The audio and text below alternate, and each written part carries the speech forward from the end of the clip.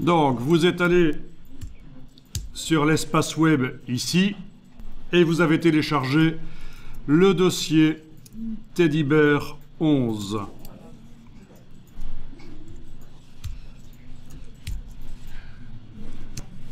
Donc, dans le dossier Teddy Bear 11, on trouve toute la construction du dessin des ours. Vous allez ouvrir dans Illustrator la version 40 ici.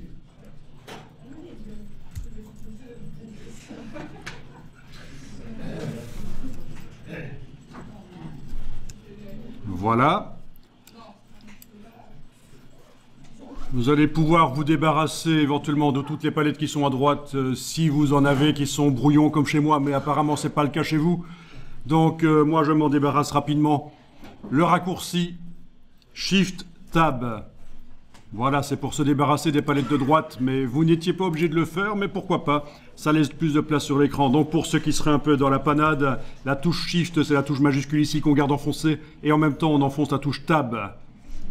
Donc Shift Tab, c'est pour se débarrasser des palettes de droite. Vous avez dans le dossier un autre document qui s'appelle Création Brush 04. Vous pouvez l'ouvrir aussi. Donc en principe, vous avez deux onglets maintenant.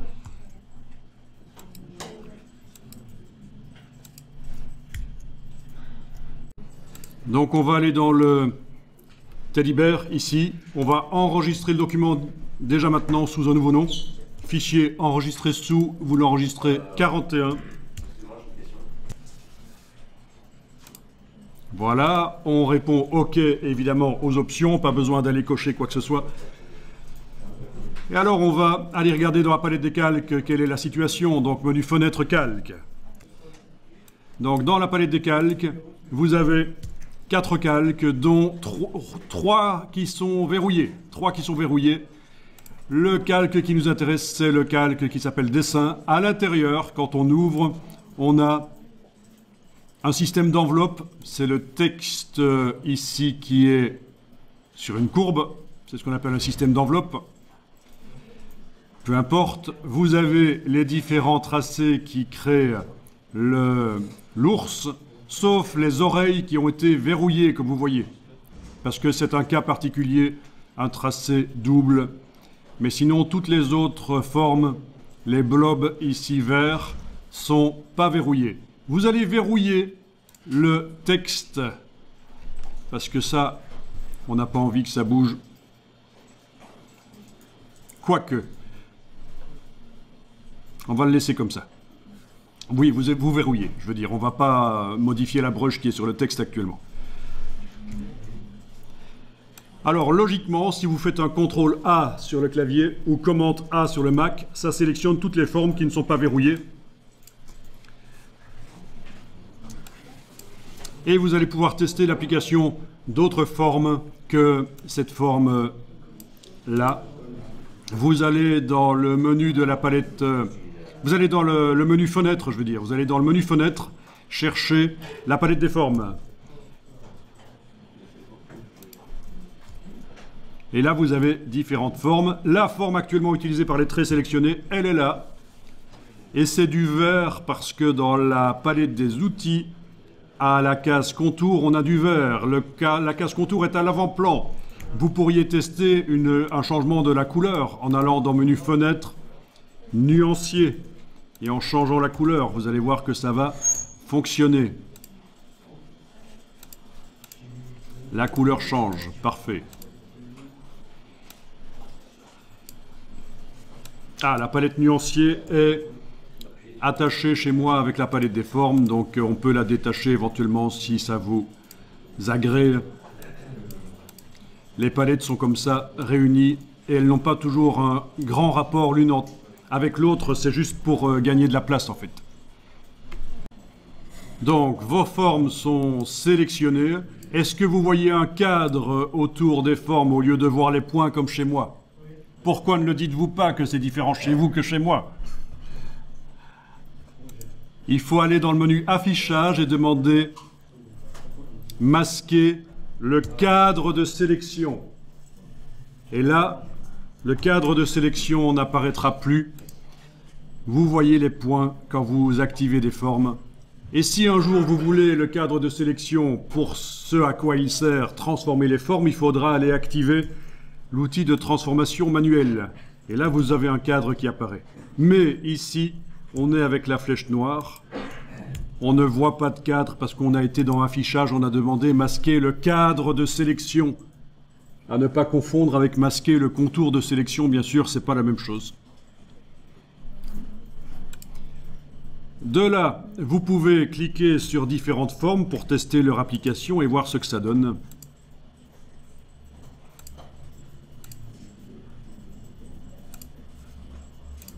Remarquez les formes qui sont grises, elles ne sont pas noires. Eh bien, elles ne permettent pas d'appliquer à 100% la couleur. Donc, généralement, quand on crée une brush artistique ou de motif, on fait en sorte qu'elle soit noire, comme ça, ça permet que la couleur qu'on choisit soit appliquée à 100%. Donc les brushes grises, c'est un peu, peut-être des brushes un peu aquarelles qui tentent de faire un effet aquarelle, peut-être.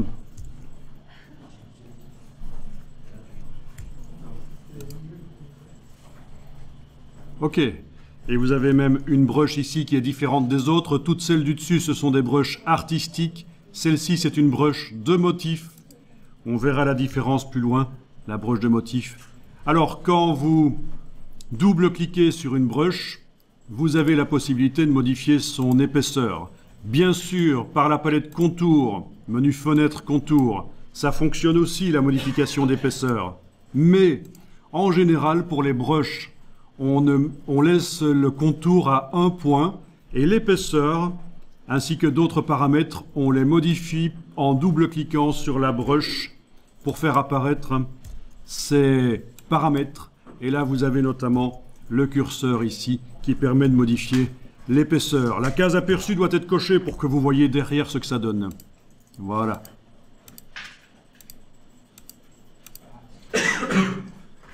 Dès qu'on clique sur OK, après avoir modifié la brush, il y a une demande. Cette forme est déjà utilisée dans le document. Que faut-il faire? Est-ce que les contours qui utilisent cette forme doivent subir la modification qu'on vient de faire ou pas? Mais on va faire oui, appliquer au contour. Vous aurez toujours cette question quand vous modifiez une brush et qu'elle est déjà utilisée par des éléments dans le... Merci. Pas besoin de café maintenant. Quand elle est déjà utilisée dans le document. Voilà. Donc, CTRL A sur le PC, commande A sur le Mac. On peut aller tester d'autres brushes. On peut double-cliquer sur la brush, modifier le curseur. Alors ça ne se présentera pas toujours de la même manière, cette boîte, parce que si c'est une brush de motif que vous avez, ce sera différent, mais vous aurez de toute façon un curseur largeur fixe.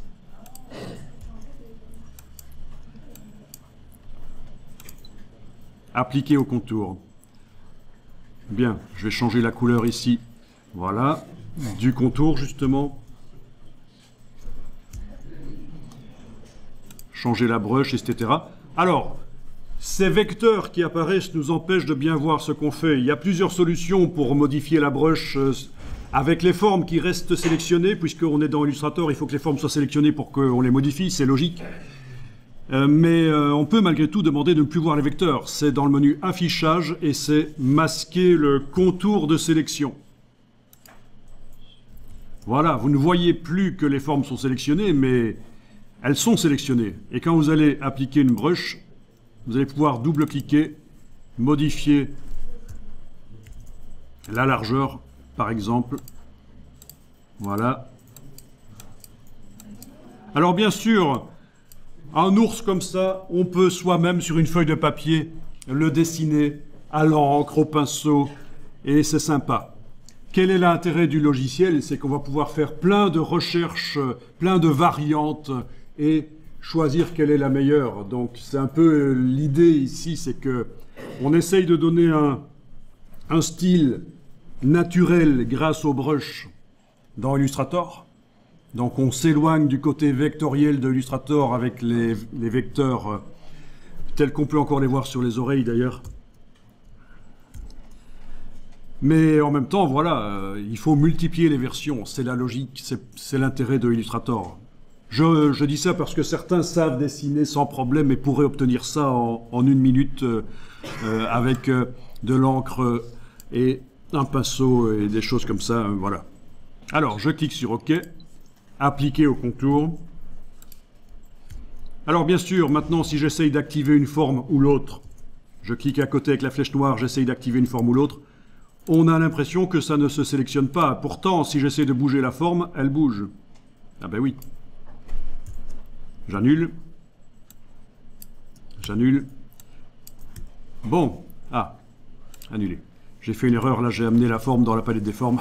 Il ne fallait pas faire ça. Ok. Bon, ben c'est le problème. Si là vous ne vous souvenez pas que vous avez demandé de ne pas voir les contours, vous vous dites, tiens, Illustrator bug. Sauf qu'en général, les bugs se situent entre le dossier de la chaise et l'écran, c'est bien connu. Donc, pensez à retourner dans le menu affichage, demandez à nouveau afficher le contour de sélection. Et là, quand vous sélectionnez une forme ou l'autre, bien sûr, vous voyez les vecteurs qui apparaissent.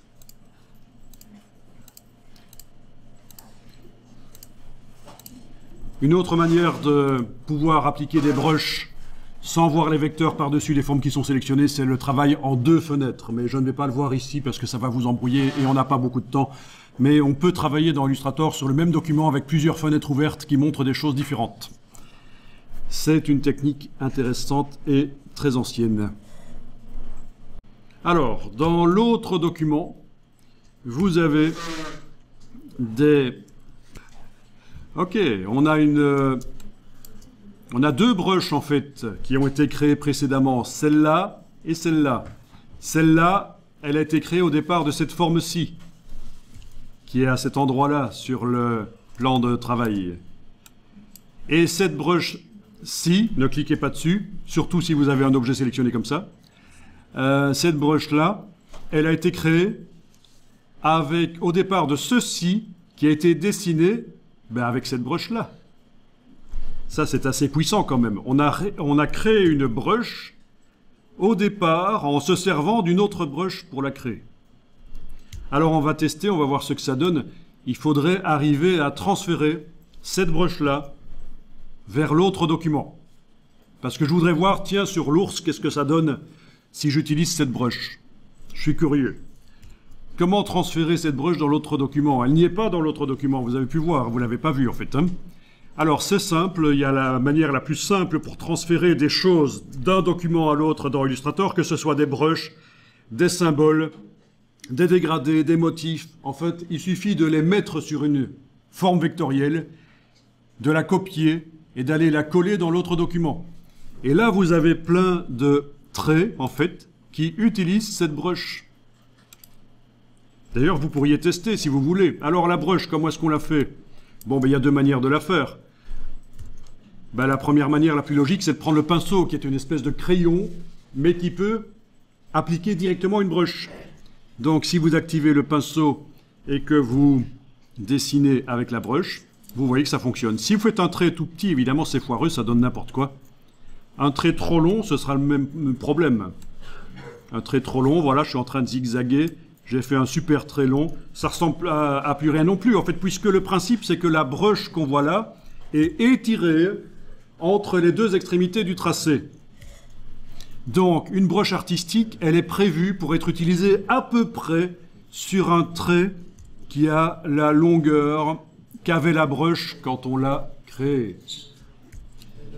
Si vous voulez que la brush se répète comme ça sur un long trait, il faudra faire un autre type de brush, pas une brush artistique, mais ce qu'on appelle une brush de motif. Et ça, ce sera vu plus tard. Donc c'est techniquement possible, et on peut même convertir, ça c'est quelque chose que je montre, convertir une brush artistique en brush de motif.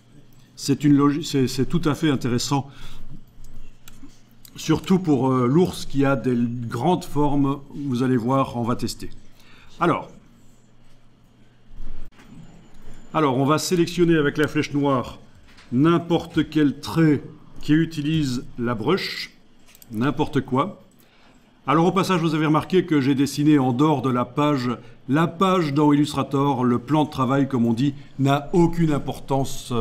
On peut dessiner en dehors, ça fonctionne aussi bien. Voilà, il faudra juste, pour exporter une illustration qu'on a faite dans Illustrator, que le plan de travail englobe l'illustration. Sinon, elle apparaîtra partiellement là où on va l'utiliser, dans Photoshop ou dans InDesign. Mais le plan de travail, vraiment, son avantage aussi, c'est voilà, c'est du blanc à l'arrière, c'est ça qui peut être intéressant. Mais sinon, aucun problème pour dessiner en dehors. Donc voilà, je sélectionne avec la flèche noire un trait qui utilise la brush, qui m'intéresse. Je fais un CTRL-C sur le PC, Command-C sur le Mac, ce qui correspond évidemment à édition, copier. Alors ça vous paraît stupide que je vous explique ça, mais on est dans les années 2020, les années GSM, et je peux vous garantir qu'il y a plein de personnes qui ne savent pas ce que c'est le CTRL-C, CTRL-V. J'en ai encore rencontré hier. CTRL-C, CTRL-V, ils ne connaissent pas. Ben c'est... Pourtant, pour faire du bon travail, l'ordinateur, c'est vraiment ce qu'il faut. Hein. Écoutez, on a des gens qui se sont inscrits dans cette école et qui posent parfois des questions, mais ce n'est pas de leur faute. Ils sont de la génération GSM. Du style, je viens avec une tablette, madame ou monsieur, est-ce que je vais pouvoir faire de la 3D sur la tablette là? Si c'est une tablette ordinateur, oui. Mais si c'est une tablette genre iPad ou Android, vous êtes bien au courant, maintenant que vous avez commencé la 3D, vous savez comment ça fonctionne, que ce ne sera pas nécessairement possible d'aller très loin en 3D. Donc l'ordinateur, c'est vraiment... voilà, c'est devenu l'outil des professionnels, parce qu'avant, tout le monde avait un ordinateur, utilisait ça, mais maintenant, c'est plus cantonné vers les professionnels. Il y a d'ailleurs des marques qui ont envisagé à un certain moment, notamment Apple, d'arrêter la production d'ordinateurs. Hein. Ils l'ont pas fait. Ok, donc on a fait le CTRL-C sur le PC, le Command-C sur le Mac, et on va dans l'autre, ici. Vous pouvez faire en sorte qu'au centre de la page, directement, vous voyez, j'enfonce la barre d'espacement, c'est le raccourci de la main. Je fais en sorte qu'au centre de la fenêtre, je veux dire, au centre de la fenêtre, il n'y ait rien. Et je fais un CTRL-V, Commande-V sur le Mac. Oui, parce qu'en fait, quand on colle, ça colle au centre de la fenêtre. Et vous remarquez que dans la palette des formes, la forme artistique a été transférée. Du coup, le trait qu'on vient de coller ne nous intéresse plus. Il a fait son job. On va le jeter. On va la faire genre menthe religieuse. Touche suppression. La brush est restée là. Vous voyez ce que je veux dire, menthe religieuse? Là, ça fait peur. Ok. Et alors, vous allez pouvoir tester, mais la brush va être beaucoup trop grande, à mon avis. Il va falloir la réduire d'une manière ou d'une autre. Il va falloir la réduire. Elle est beaucoup trop grande par rapport à la taille de l'illustration. Essayons quand même. CTRL-A pour sélectionner toutes les formes. On applique la brush ici. Et voilà ce que ça donne. Amusant. Si vous voulez faire rapidement des affiches un peu abstraites, pourquoi pas. C'est une voie à approfondir. On va double-cliquer sur la brush et on va tenter de régler son épaisseur. Donc, avec la case aperçu, on va aller modifier le curseur largeur. Voilà. Et malheureusement, il va falloir vraiment aller très bas pour que ça finisse par donner quelque chose de pas trop mal sur l'illustration.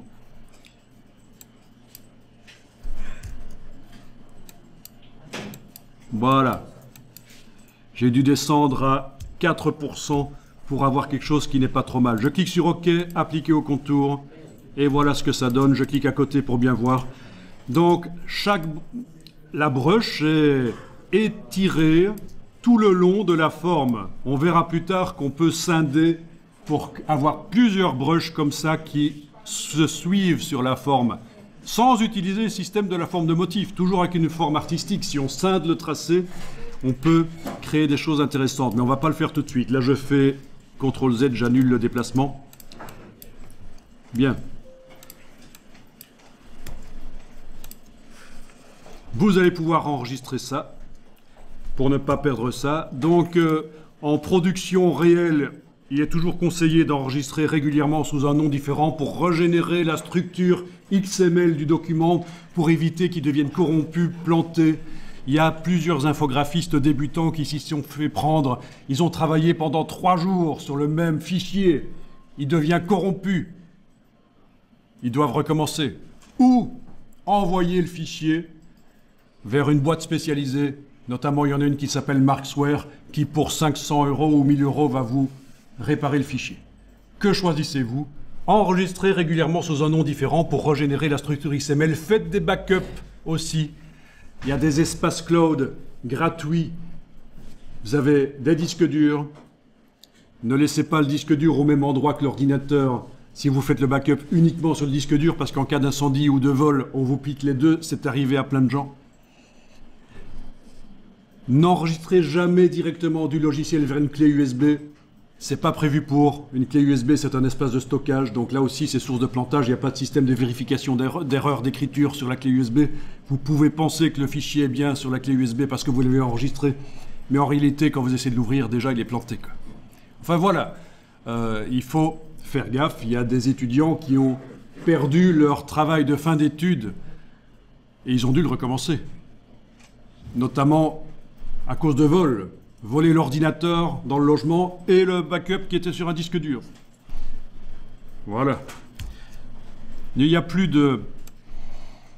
d'excuses pour ne pas faire des copies de ces choses et perdre les choses.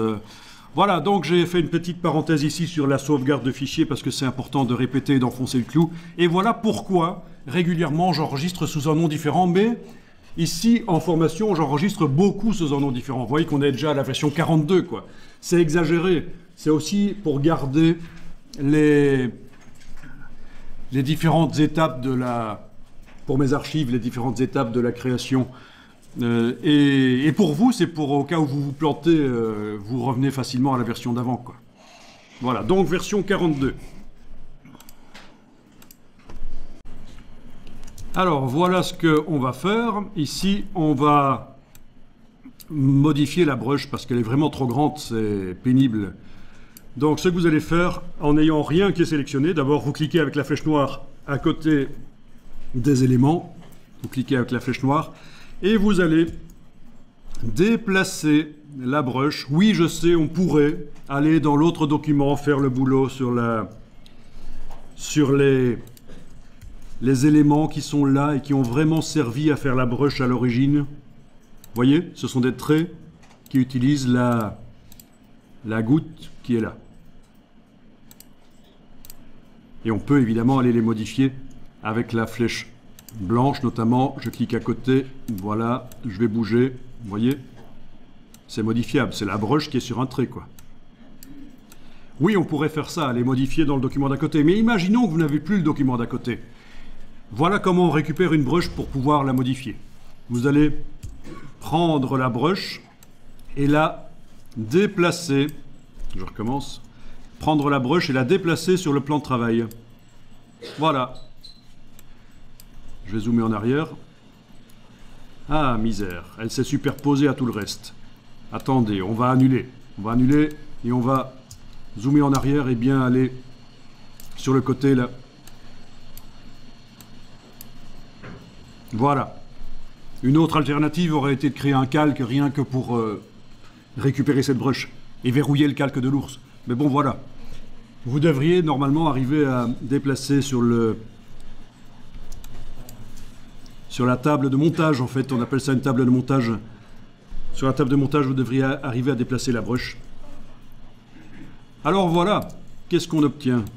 Ah ben oui, elle a été décomposée. Ce ne sont plus des traits avec des gouttes dessus. Impossible avec la flèche blanche d'aller modifier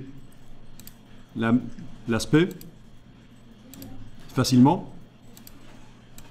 Donc ça c'est typique. Quand la brush a été créée, dès qu'elle est arrivée dans la palette des formes, dans l'autre document en fait, non dans celui-ci, dans celui-ci, oui, dès qu'elle est arrivée dans ce document-ci,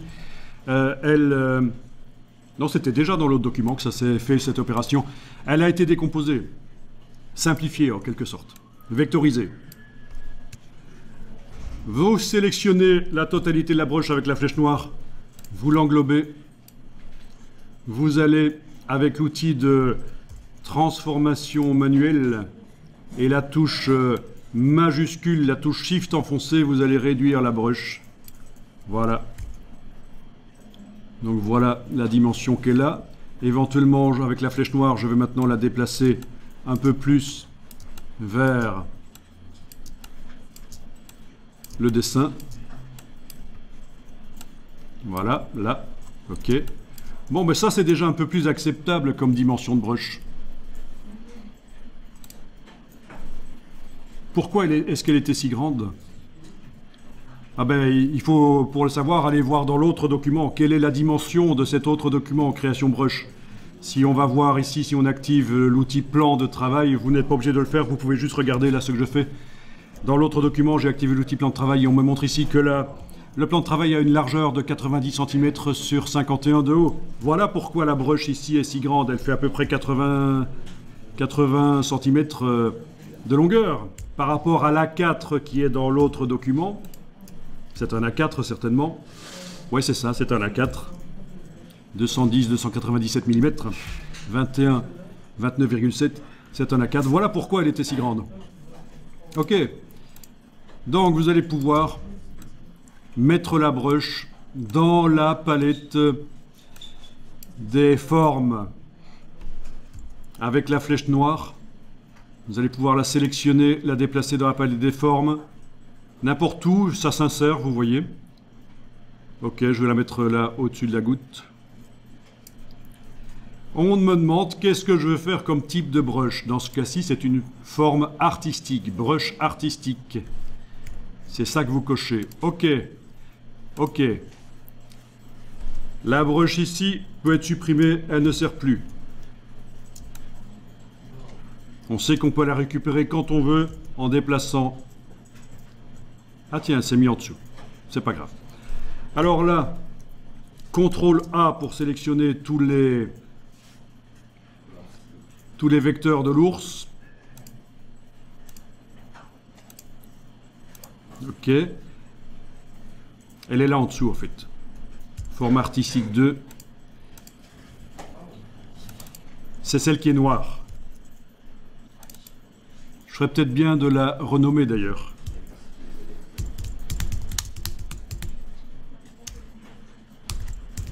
Je vais l'appeler Nouvelle Brush Goutte. Ah, évidemment, on est limité. Ma littérature, va falloir que je l'oublie. Ok, Nouvelle Brush Goutte. Et on est à 100% de dimension, donc c'est bien cette brush-là.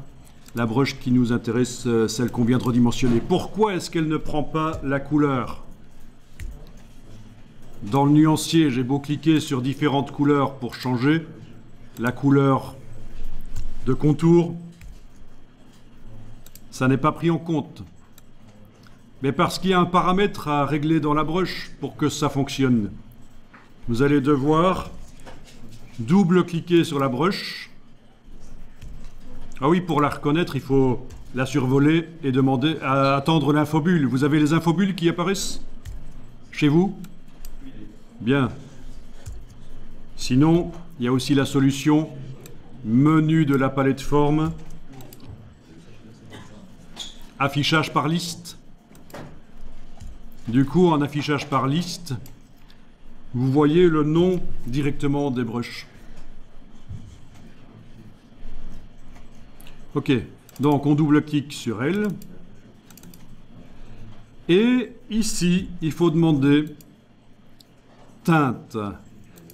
Du coup, ça va prendre en compte, donc à la place de 100, coloration mode 100, vous mettez coloration teinte. Ok. Appliqué au contour. Et là, ça marche. Quand on change les couleurs dans le nuancier, ça change la brush.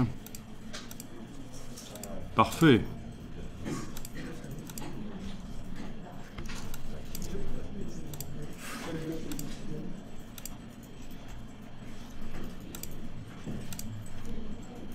Amusant. Alors, petite parenthèse à propos du mode isolation.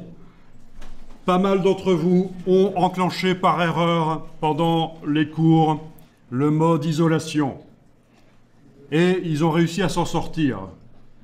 Mais c'est vrai que c'est pas si évident que ça. Le mode isolation, c'est quoi? C'est un système pour ne travailler que sur un seul objet ou un groupe d'objets et bloquer, verrouiller les autres objets automatiquement, rapidement. Et donc ça, vous l'obtenez quand vous double-cliquez avec la flèche noire, quand vous double-cliquez sur une forme, vous passez en fait en mode isolation. Voilà. Est-ce que vous voyez que les autres formes sur lesquelles je n'ai pas cliqué, elles sont affadies, inaccessibles, on ne sait plus travailler sur elles? Et au-dessus, vous avez un fil d'Ariane qui vous permet de revenir sur la totalité du travail, enfin le travail sur la totalité du dessin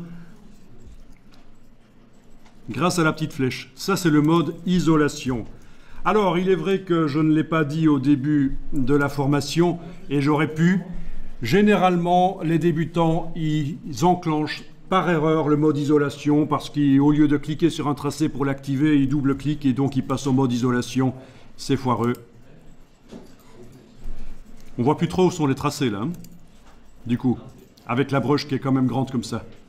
Si on fait CTRL-Y, commande Y, on arrive un peu mieux à les sélectionner puisqu'ils sont sans couleur. Hein. Ok. Donc, je disais, les débutants enclenchent le mode isolation par erreur, c'est tout à fait normal. Et donc, en général, je dis de faire ceci, d'aller modifier les préférences. Vous pouvez le faire si vous voulez. Vous allez dans les préférences générales, donc menu édition, préférences générales sur le PC, menu Illustrator, préférences générales, et vous avez ici une option que vous pouvez décocher.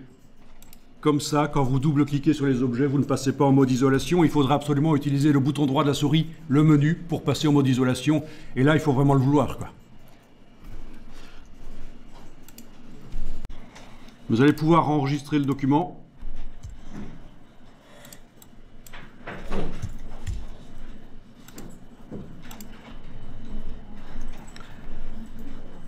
Alors, bien sûr, cette brush, si on modifie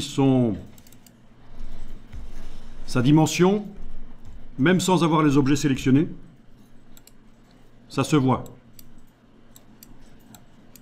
Alors peut-être que j'ai envie que sur la tête, la brush ait cette dimension-là.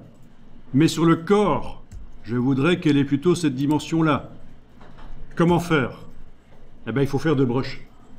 Il va falloir dupliquer une des brushes.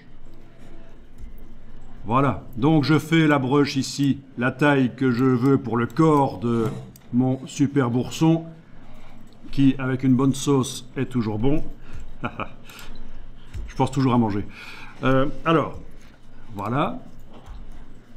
En n'ayant aucun objet sélectionné, donc je clique à côté, rien n'est sélectionné, pour ne pas risquer d'appliquer une brush par erreur là où il ne faudrait pas. En n'ayant aucun objet sélectionné, on va prendre la brush et... Est-ce que ça va marcher comme ça? Oui, ça marche. On l'amène sur le signe plus et on a une copie de la goutte. Voilà. Et cette brush-là, je vais modifier sa dimension.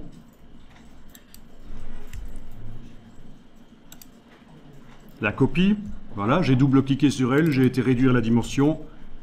Est-ce que c'est la bonne dimension? Peu importe, c'est pas grave.